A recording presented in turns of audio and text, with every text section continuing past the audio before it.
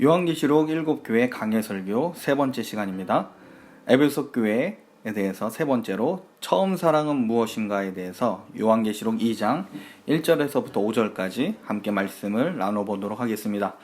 요한계시록 2장 1절에서부터 5절까지 제가 읽도록 하겠습니다. 에베소 교회 사자에게 편지하라. 오른손에 있는 7뼈를 붙잡고 7 금촛대 사이를 거니시는 이가 이르시되 내가 내 행위와 수고와 내 인내를 알고 또 악한 자들을 용납하지 아니한 것과 자칭 사도라 하되 아닌 자들을 시험하여 그의 거짓된 것을 내가 드러낸 것과 또 내가 참고 내 이름을 위하여 견디고 게으르지 아니한 것을 아노라. 그러나 너를 책망할 것이 있나니 너의 처음 사랑을 버렸느니라. 그러므로 어디서 떨어졌는지를 생각하고 회개하여 처음 행위를 가지라. 만일 그리하지 아니하고 회개하지 아니하면 내가 내게 가서 내 촛대를 그 자리에서 옮기리라. 아멘. 예수님께서는 에베소 교회가 처음 사랑을 잃어버렸다라고 책망하십니다. 그렇다면 에베소 교회의 처음 사랑은 무엇일까요? 이를 알기 위해서는 에베소 교회가 초창기 보여주었던 사랑의 모습이 무엇인지 살펴보아야 합니다. 사도 바울이 에베소 교회를 개척할 당시에 많은 이적이 일어났고 또 하나님의 능력을 목격한 에베소의 마술사들이 자기들의 책을 불태우며 하나님을 믿는 역사가 일어났습니다. 또한 사도 바울은 두란노 서원을 두어서 에베소 교인들을 2년 동안 집중적으로 가르쳤습니다. 그래서 에베소 교회는 말씀 중심의 교회로 성장하게 됩니다. 에베소 교회의 초창기는 부흥의 시기였고 성령의 일하심에 대해서 누구도 부인하지 못할 정도로 가시적으로 일어난 시기입니다. 사도행전 19장 20절은 이 시기를 이렇게 묘사를 합니다. 이때 하나님의 말씀이 흥왕케 되었고 세력을 얻게 되었다, 이렇게 얘기합니다. 그런데 현재 사도 요한은 반모섬에 붙잡혀 있고 로마와 유대교에서 그리스도인들을 반대하고 혐오하는 분위기가 일어나고 있습니다. 승리하였던 교회가 점점 세상으로부터 수세에 몰리기 시작합니다. 에베소 교회는 정통교회로서 말씀을 붙잡고는 있지만 사도 바울이 사역할 당시보다 하나님 말씀에 대한 신뢰 혹은 사랑이 식어졌을 가능성이 큽니다. 그러므로 예수님께서 말씀하신 이 처음 사랑은 에베소 교회가 초창기 말씀에 가졌던 그 신뢰와 기대치라고도 해석할 수 있습니다. 또 두 번째로 에베소 교회의 이 초창기 모습은 사도행전 20장을 통해 또한 볼 수가 있습니다. 사도행전 20장 17절부터 38절을 제가 읽어보겠습니다. 바울이 빌레도에서 사람을 에베소로 보내어 교회의 장로들을 청하니 오매 저희에게 말하되 아시아에 들어온 첫날부터 지금까지 내가 항상 너희 가운데서 어떻게 행한 것을 너희도 아는 바니 곧 모든 겸손과 눈물이며 유대인의 관계를 인하여 당한 시험을 참고 주를 섬긴 것과 유익한 것은 무엇이든지 공중 앞에서나 각 집에서나 꺼림이 없이 너희에게 전하여 가르치고 유대인과 헬라인들에게 하나님께 대한 회개와 주 예수 그리스도에 대한 믿음을 증거한 것이라.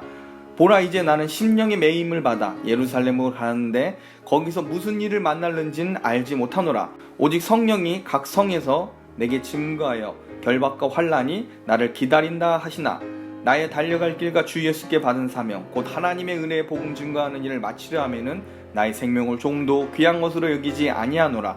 보라, 내가 너희 중에 왕래하며 하나님 나라를 전파하였으나 지금은 너희가 다 내 얼굴을 다시 보지 못할 줄 아노라.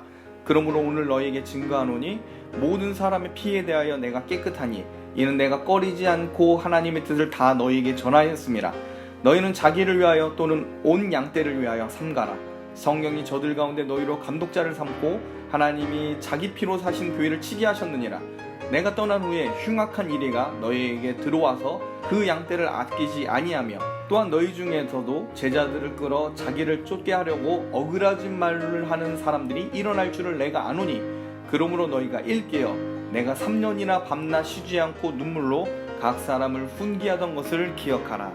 지금 내가 너희를 주와 및 그 은혜의 말씀께 부탁하노니 그 말씀이 너희를 능히 든든히 세우사 거룩히 하심을 입은 모든 자 가운데 기업이 있게 하시리라.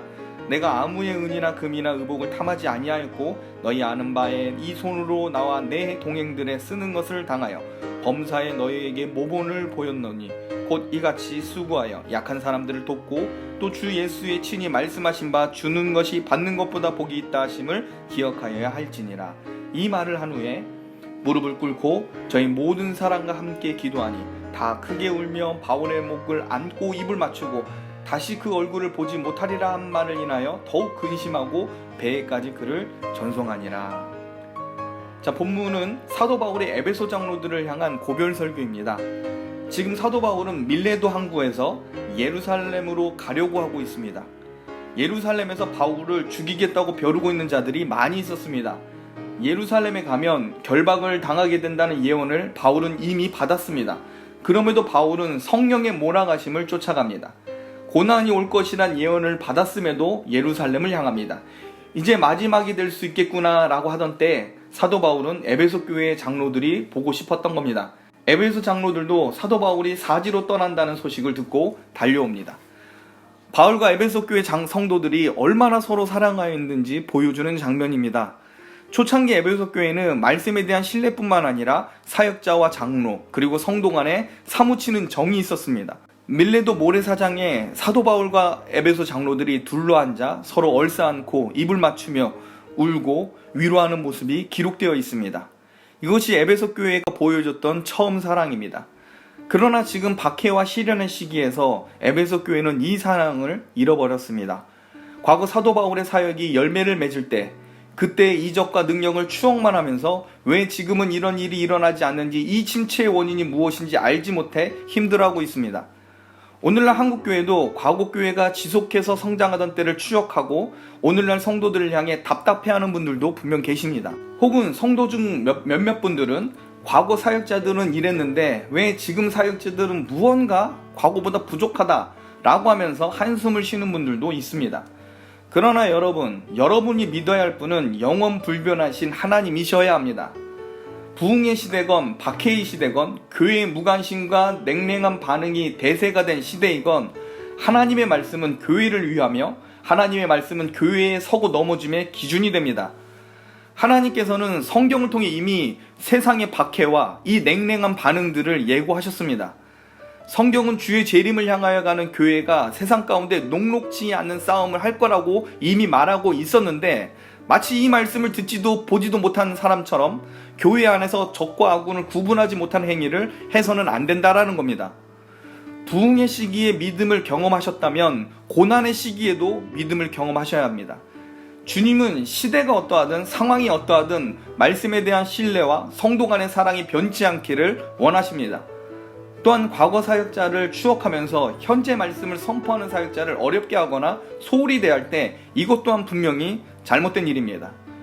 과거 사도 바울과 정을 쌓고 사랑하며 귀히 여겼던 그 마음을 예수님께서는 현재 에베소 교회의 사역자와 성도들에게도 요구하신다라는 겁니다.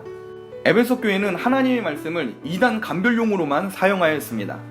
에베소 교회는 말씀을 통해 거짓 사도들을 구별할 수는 있었지만 성도의 삶과 인격 속에 하나님의 말씀을 적용하는 데 있어서는 실패한 겁니다. 여러분, 하나님의 말씀은 하나님의 사람을 온전케 하며 죄와 싸울 수 있는 강력한 무기가 됩니다. 옛날과 다르게 현재 교회의 분위기가 바뀌었다고 하나님의 말씀이 예전같지 않다고 여겨서는 안 된다라는 겁니다. 성도는 때를 얻던지 못 얻던지 하나님의 말씀을 끝까지 신뢰하고 말씀에 대한 처음 사랑 그대로를 지켜나가야 합니다. 말씀을 신뢰하지 않는 시대의 가장 큰 원망의 대상은 분명히 사역자가 될 가능성이 큽니다. 사도 요한의 부재 속에 고군분투하는 사역자를 보면서 성도들의 반응이 오히려 냉랭합니다. 말씀의 은혜를 받지 못하면 많은 봉사를 하여도 성경 공부를 많이 해도 영적으로 답답하게 됩니다. 이런 분위기는 결국 사역자와 성도 간에 혹은 성도와 성도 간에 서로 정죄하며 서로 가르치려고 만드는 분위기를 만들 겁니다. 옛날 부흥을 경험했던 기억을 더듬어가면서 지금 교회의 문제가 무엇이고 사역자는 이 난관을 어떻게 해야 할지 훈계하고 부정적인 말들이 에베소 교회에 가득합니다. 이런 분위기 속에 있는 교회가 과연 하나님의 말씀을 담지하고 선포하는 사역을 잘 감당할 수 있을까요? 예수님께서는 에베소 교회를 향해서 처음 사랑을 회복하라고 말씀하십니다. 사도 바울과 에베소 장로들이 보여줬던 그 초창기 에베소 교회의 모습으로 돌아가라고 합니다. 예수님의 명령은 오늘날 한국교회가 귀담아 들어야 합니다. 예수님께서 에베소 교회에 바라시는 이 처음 사랑의 관계를 회복시켜야 합니다. 시대가 어려울수록 사역자와 성도는 말씀의 권위를 인정하고 서로 신뢰하며 사랑해야 합니다. 그러므로 여러분은 어떤 상황에서도 말씀의 권위를 인정하되 세상에서 보고 듣고 경험하는 것으로 판단하지 말고 옛적부터 말씀하셨고 그 말씀이 오늘날 성취되며 앞으로 완성될 것을 소망하며 성도 간의 아름다운 사랑의 명령을 힘써 행하는 그러한 성도가 되시길 주님의 이름으로 축복합니다.